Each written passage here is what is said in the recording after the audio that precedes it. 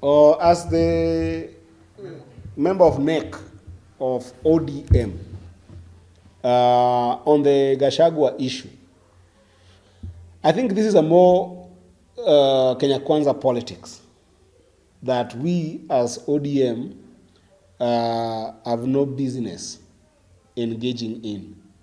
But I think that there is individual posture of every leader and every Kenya to ask about the rationale for having a deputy president that is bedeviled by a number of things. Where I'm sitting today as Eddy Oketch, I'm a member of the Senate of Kenya. And as a member of the Senate, we are going to receive the impeachment deliberations because it's an initiation that must be done by National Assembly. The impeachment deliberations that are going to come to the Senate will come on the basis of allegations. And those allegations, the National Assembly will deliberate on them, and then it is the function of the Senate to be able to impeach.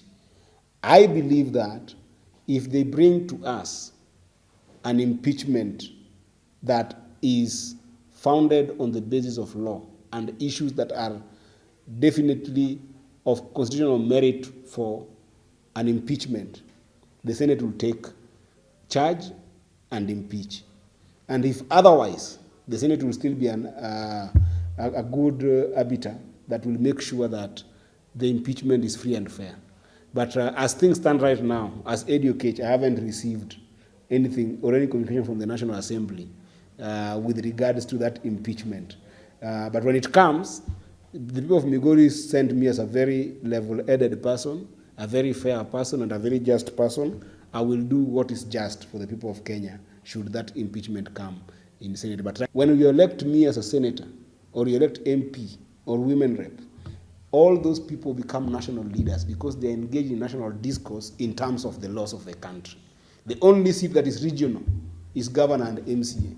So if you feel like you are very good to want to be a regional leader or a tribal leader, you can as well be a tribal leader by going to become an MCA or a governor.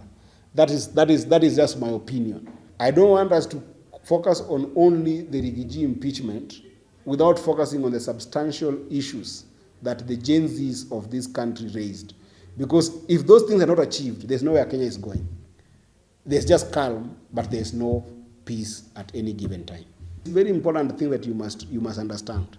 Whether you are elected in Kenya Kwanza, or whether you are elected in ODM or Wiper or the larger Azimio family, the Constitution under Article 94 all the way to 96 requires that the National Parliament must be able to oversight the executive. So what we must do as members of Parliament, both Senate and the National Assembly, is that we must constantly make sure that we hold the executive to account.